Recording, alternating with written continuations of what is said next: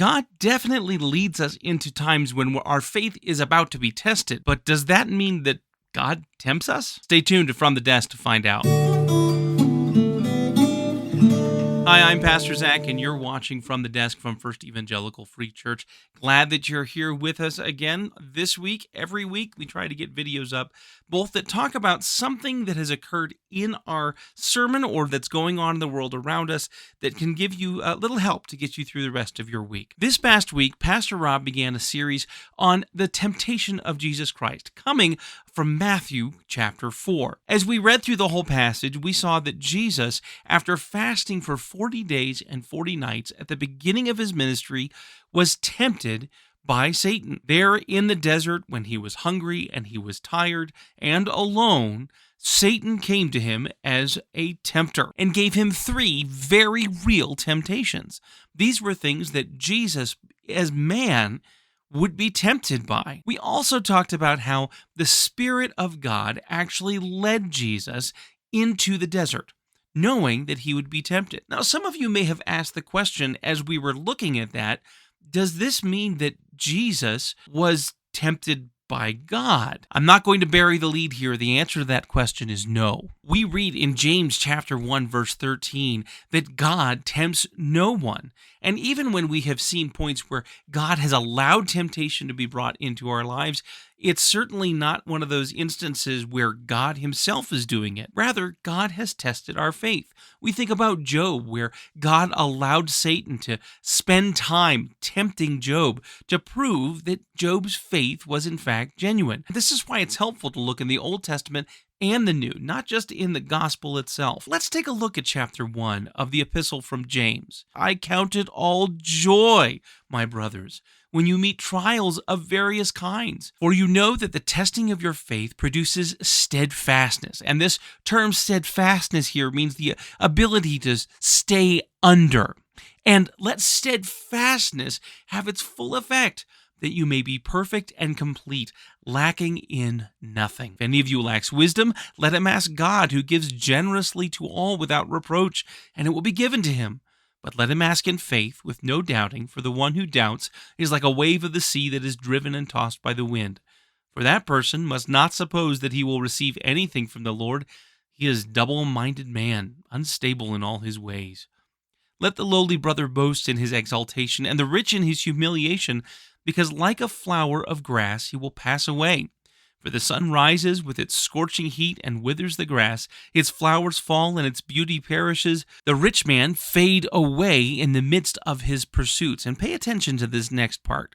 Blessed is the man who remains steadfast under trial, for when he has stood the test, he will receive the crown of life, which God has promised to those who love him. Let no one say he is tempted. I am being tempted by God.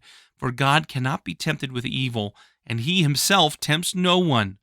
But each person is tempted when he is lured and enticed by his own desire. Then desire, when it has conceived, gives birth to sin, and sin, when it's fully grown, brings forth death.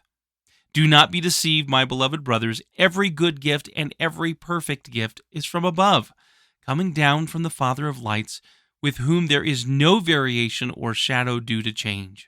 Of his own will he brought us forth by the word of truth, that we should be a kind of firstfruits of his creatures. What James is telling us is that there are times when God tests our faith, and that the purpose of that testing is to produce steadfastness. We can all look back in our lives at different points where we have had to go through a time of testing, when we had to go through a time where there was a challenge to what we could do, and we had to rise and meet it. In our own spiritual life, God calls us to face those trials head on.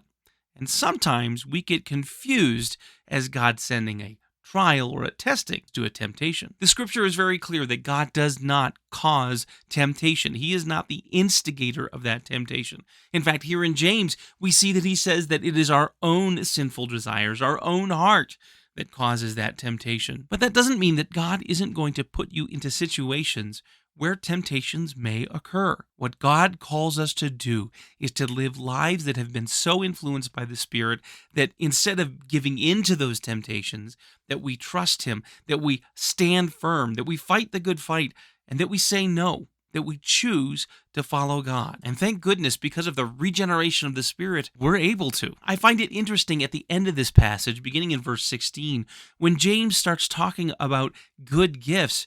He's talking about that in the context of tests and trials. The things that we have that are good, we should be thankful for God to it, but we should also be thankful for the trials that God has given us. It's also important that we heed the dire warning that God has given us in this passage, that it's very clear that if we give in to sin, ultimately it results in death. That could be death in your relationships.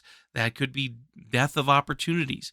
It could even be spiritual death, where you go through a time of drought when it comes to your spiritual walk. It could actually lead to death. When we look in the book of Acts at the beginning of the church and we see Ananias and Sapphira, their temptation to lie about what they were giving in order to achieve the prestige that they had noticed among others, God actually took them out of the picture because of their sin, because they gave in to their temptation. I wish I could say that as soon as you became a Christian and you start following Jesus, that you never have to deal with any of those issues anymore, that God removes temptation and life is good.